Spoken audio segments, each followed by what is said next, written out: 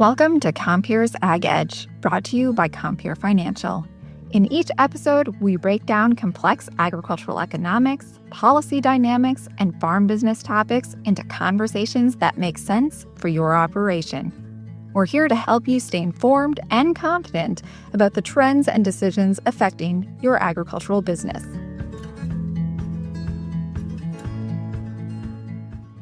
I'm Megan Roberts, agricultural economist with Compeer Financial, and I'm joined today by Ben Duncanson with Legislative Affairs. We are going to talk all things DC, and there is a lot going on. We had a particularly busy last week when it came to ag policy with National Ag Day on March 24th, and then the celebration of ag. And so I'm going to hand it over to you, Ben, to talk about some of those big events that happened and then the policies that came out of them. Yeah, thanks, Megan. It's one of those days where a lot of things are happening and nothing's happening at all. So it's par for the course. Yeah, start and stop here. So I do have to timestamp this, everybody, because we're recording on the afternoon of April 1st. Happy April Fool's Day, everybody. We just learned that there actually has been a deal reached between the House and Senate on funding for the Department of Homeland Security, specifically enacting the provisions that the Senate was able to pass out of their chamber at the tail end of last week, and that we thought the House was not going to be able to take up. After some conversations amongst congressional leadership and this administration, it does seem they are going to move forward and be able to fund the Department of Homeland Security for at least the short term. It does, again, not fund border control and ICE, as was the bipartisan agreement that was reached in the Senate at the tail end of last week. Moving forward, as we look forward to the next, let's call it, couple months in Washington, D.C., we do expect this to be one of the topics for once again, forthcoming reconciliation bill. And to remind folks out there, a reconciliation bill is traditionally used as a budget instrument, but for the last decade plus has been the main way in which we have enacted large pieces of policy, including the one big beautiful bill that passed last year as well. So we do know that the House and the Senate are considering another reconciliation bill. As part of that, we do expect for them to fund ICE and CBP via that mechanism as well. But there are also a couple other things that we're keeping an eye on as that reconciliation bill moves its way through the House and Senate. Again, with not a lot of things moving this Congress, every bill that does move usually gets a couple things riding on with it. So one of the things that we're looking at and we're hearing discussions amongst leadership about is what else can be included in this reconciliation bill. We have this administration wanting to include the SAVE Act, which is a voting reform bill, as well as some possible funding for the conflict in Iran, given that DOD, Department of Defense, says that they need supplemental funding in order to be able to continue their activities in the Middle East. So when we think about this all said and done, this does put a lot of pressure for when our friends in Congress come back from their spring break the week after next to try to get anything moving going forward. So a lot of things happening very quickly, and we'll see if they're able to make it across the finish line. We do expect for the end this partial government shutdown maybe as early as Thursday of this week, as both the House and Senate are in pro forma sessions while their members are back in their districts as well. So good things that things are moving in Congress. For us that want to talk about all things Farm Bill, which we'll talk about here in a second, good indication, because as things move, that creates a little bit of more opportunity for Congress and the Ag committees to focus on the Farm Bill and find some time on the House and Senate floor, respectively, to get that bill across the finish line there. So we'll keep an eye on that as it moves forward.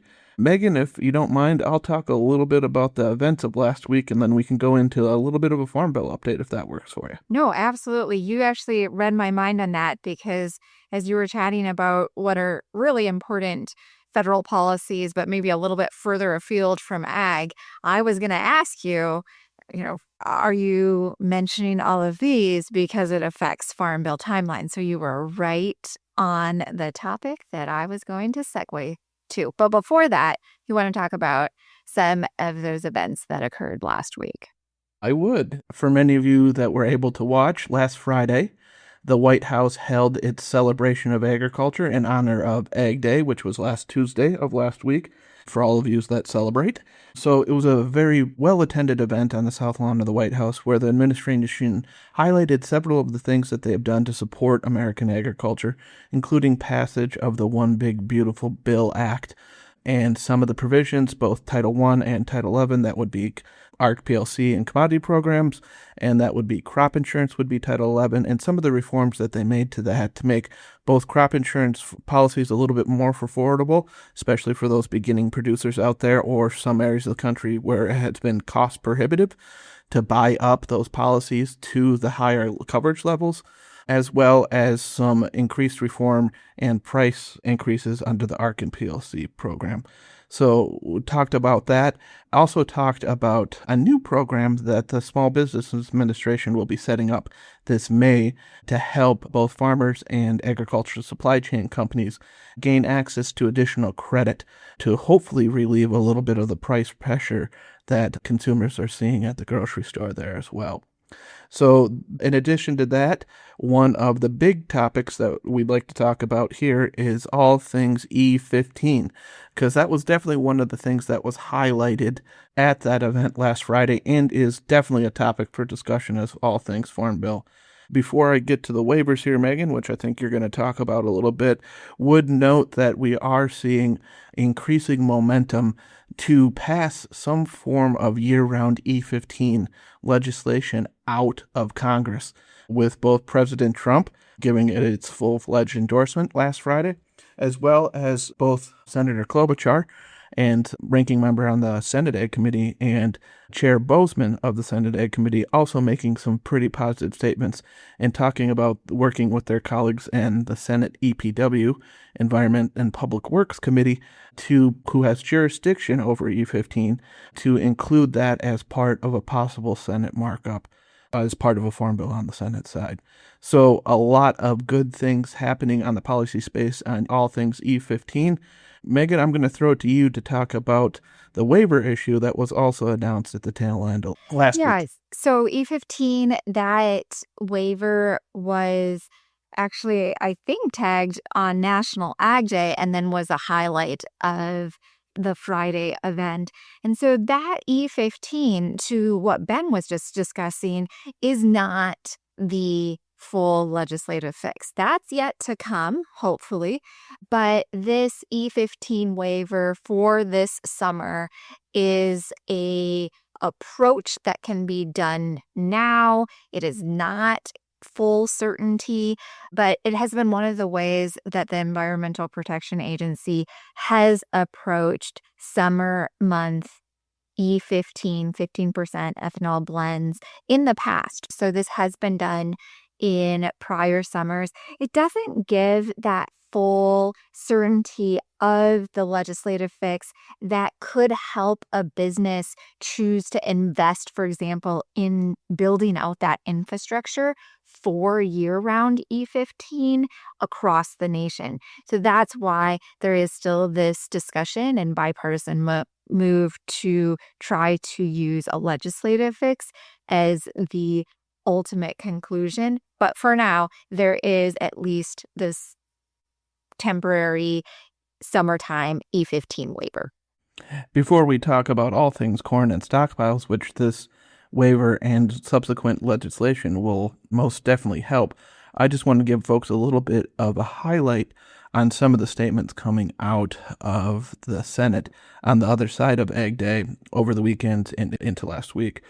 Last time we were all here together on this podcast, one of the big things was that Chair Thompson on the House Ag Committee stated that he had a commitment from the Speaker to get the House Farm Bill on the House floor before Easter. Well, Easter's on Sunday, Congress is out of session, so quite clearly that deadline has not been able to come to fruition.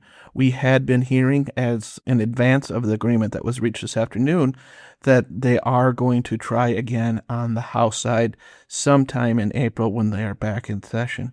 We will see, given that there is a lot of things that need to be enacted on the House floor over the next short-term horizon, whether it makes there. But some interesting developments out of the Senate side. Mr. Bozeman has stated multiple times now that his Senate will consider a markup of the Farm Bill, not within months, but within weeks. So it does see a little bit more movement on the Senate side. And again, we do expect those bills to be slightly different. E-15 was not being able to be included in the House bill. We do expect some form of E-15 year-round to be included in the Senate bill, as well as some other issues that we'll see whether they're going to stay in the Farm Bill as it's work its way through the Senate and then through conference committee, things like pesticide labeling and Prop 12. But all indications are some good news at the end of the day for all of us that are looking to get a Farm Bill done before the end of 2026 is hopefully we'll get some momentum here and they'll find some time to get that across the finish line and conference the bill and have the president sign it before the end of the year. Given the state of the macroeconomy, the conflict in Iran, and what we are seeing on the ag side, some clarity out there on all things agriculture would be a lot of help to a lot of producers and to agricultural businesses out there as well. Megan, with that Farm Bill anticipation, why don't you talk about some of the other things that have happened this week? We referred once to corn stockpiles. We did get some new numbers out of USDA. Why don't you give the people a little bit of a highlight of what USDA put out this week? Boy, give the people a highlight. That's a real setup for talking about the Prospective plantings report. But I am even going to create more of some anticipation because I do think we got to pause and talk just really quickly about renewable fuel volume requirements from last week. And then hopefully that will lead into talking about stocks and then Prospective plantings. But one other thing that occurred on Friday is the renewable fuel standards, and very specifically the renewable volume obligations, often shortened to RVOs, were finalized. They had been, speaking of preambles, this is something that has had a long preamble on it because we got the proposed RVOs, we got the finalized proposed, and then we finally got the final. I'm probably using some of the wrong terms there, but when they did come out on Friday, they were higher than even some of the top end ranges. And that is one aspect of important domestic demand. We have a lot of corn and a lot of soybeans out there. And that's why this fits in really well with talking about the quarterly stocks report that came out, because that report showed we have a lot of corn and soybean out there. And so the renewable volume obligations is the blend amount for renewable fuels. And they, to reiterate, were on the higher end. And that should create some enough demand to increase some income on the farmer side. So with that preamble, good transition. Let's talk grain stocks. So corn stocks, if we're looking on a percentage basis, they are up 11% right now, meaning the corn that we have on hand in stocks across the entire nation, this is both on farm, off farm, is up 11% from a year ago. That's a lot. Soybean stocks are up 10%. Now, how did this come in terms of what the market was predicting ahead of time? On that side, there's a little bit of a difference. So corn and soybean stocks were both up, but when you compare it to what the estimates were from market traders ahead of time, corn in this report at 9 billion bushels of stocks on March 1st, 2026, so that's the date that they're measuring. The report comes out on the 31st, was a little bit lower than what the market anticipated the USD would have in this report. And to me, that follows along with maybe a trend that we've been seeing when it comes to corn in USD reports, really post-harvest, just that there has been some demand drive there that has been helping to use up what was this historically large corn harvest.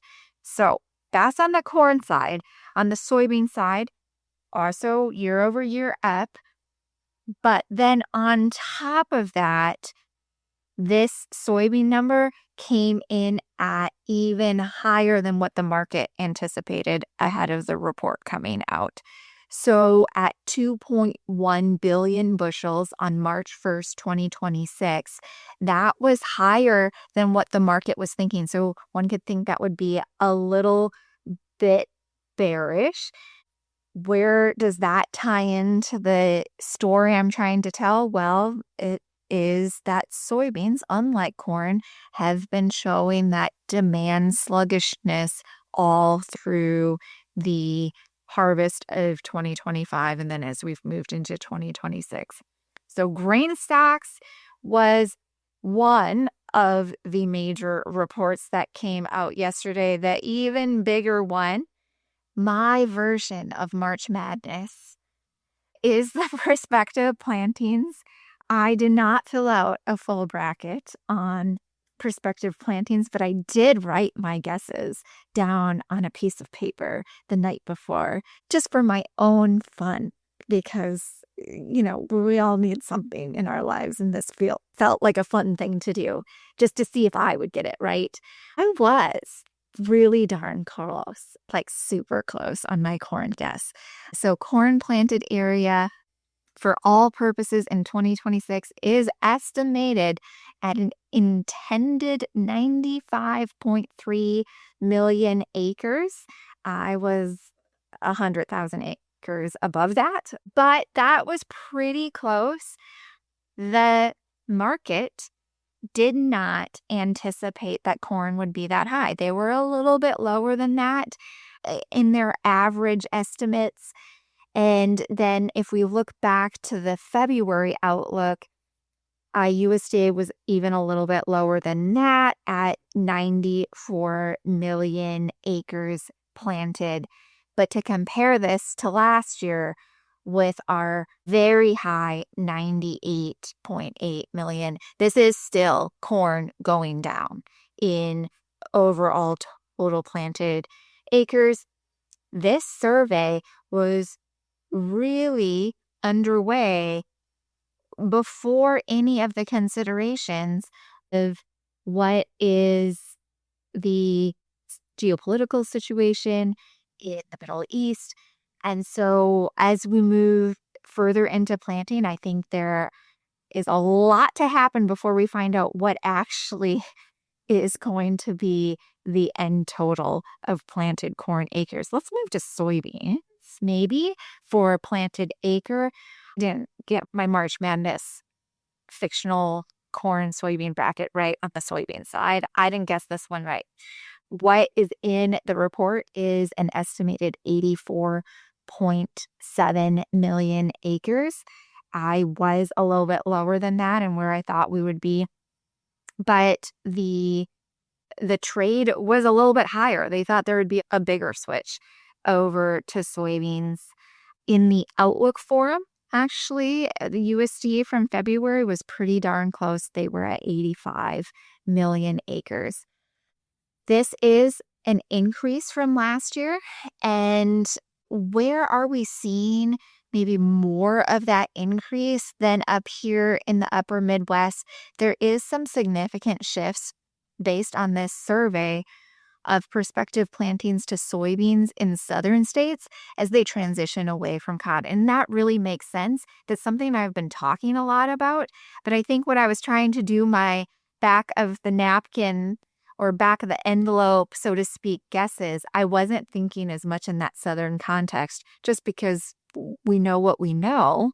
We tend to think about things with the context that we have. And I'm very Minnesotan. I'm very upper Midwestern. And so I was thinking with my Minnesotan upper Midwestern hat on. But Ben, I know we chatted ahead of this this recording, and we talked about that very thing, that we tend to do what we know. And that Yep. was one of the reasons why both you and I are thinking that corn transition, even if economically it might not seem like the year to go out and plant a lot of corn, we do what we know, and we know planting corn. Farmers are human beings after all, and we all have our little foibles. So Yeah.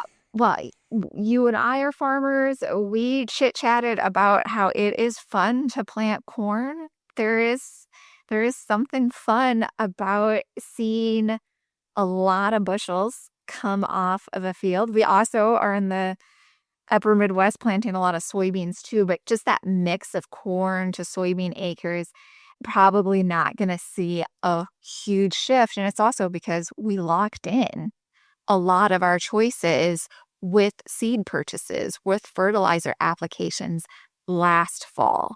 And now we're just waiting to see if the weather will cooperate to enable us to implement those choices. And so when an unexpected event happens in March, there isn't a lot that you can do in terms of switching up your planting at that point.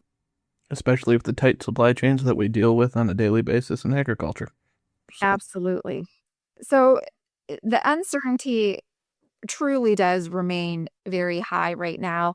Are there any other comments that you have about just this overall outlook as we're looking out to planting very soon? Also, with some uncertainty on the DC side about where the state of agriculture is.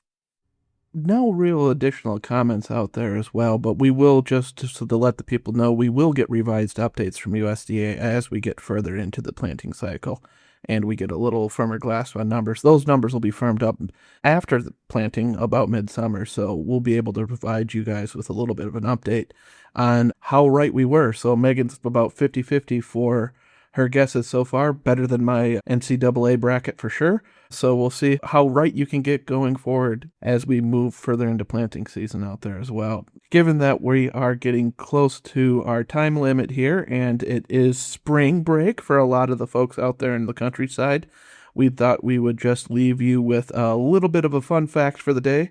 Granted, we are both recovering economists, so we'll see how fun this is. But Are Megan, these fun facts, Ben? I don't know. Are economic facts fun? I think so. Before I get into this fun fact, chocolate and candy sales, I think are fun facts. I will say on my bracket, or my fictional planting intentions bracket, that's only my guess for what I thought was going to be in the report. I never actually think that's what's in the prospective plantings report is what's going to get planted. That I know isn't going to happen. That's just what I think is going to come out in the report. And then in June, I make a totally different bracket for what I think actually got planted. And so I evolve as the reports evolve. And I'm also going to evolve what I'm talking about to chocolate and candy at this point, which is, here, buckle up for these fun facts. The Easter holiday is one of confectionery industry's biggest moments. That's a direct quote from the National Confectioners Association. And $5.6 billion in candy retail sales. Okay, Ben, you can't see Ben, but Ben is not looking impressed by that number. The most popular of all candy are chocolate bunnies and eggs, of which I am a jelly bean person. But for those that do like a chocolate bunny, there is apparently no correct way to eat a chocolate bunny, but 77% of Americans say they eat the ears first. I'm with that 70% of Americans on that one. So, as a Who chocolate bunny knew? fan myself. So, 6% eat the tail off first. A surprising statistic. I did not know. This is an annual survey that they do, and it is part of their state of treating report. And that's what I have for you on candy economics and statistics. Well, there we go. There we go. I think that's where we should end it, with all of the somewhat, unfortunately, unpleasant topics. There is a lot of challenge in situations out there in agriculture right now. I certainly don't want to downplay in any way the challenging economics. Sometimes you do have to just inject a little bit of levity into the situation. So for those of you that are on spring break or are taking holiday this weekend, we wish you a restful weekend and a time to recoup before we dive into what will be a very busy planting season for many of you. Yep. Ben? Yep, just all those out there that are getting tractors ready and machinery ready, I wish you all the safety in the world. And here's to hopefully a quick and painless planting season for a lot of folks out there, and weather that cooperates, which is always a challenge in our little part of the world as well. So, indeed. Wishing everyone good weather, although as we're recording right now, we do have snow coming in for most of our area up here in the upper Midwest. But with that, I'm Megan Roberts, Ag Economist at Compeer Financial, and we look forward to you joining us again next time. Thanks, everybody. Thank you for listening to Compeer's Ag Edge. You can follow us on Apple Podcasts, Spotify, or your favorite podcast app. For more agricultural finance insights and resources, visit compeer.com. That's COMPEER.com. Until next time.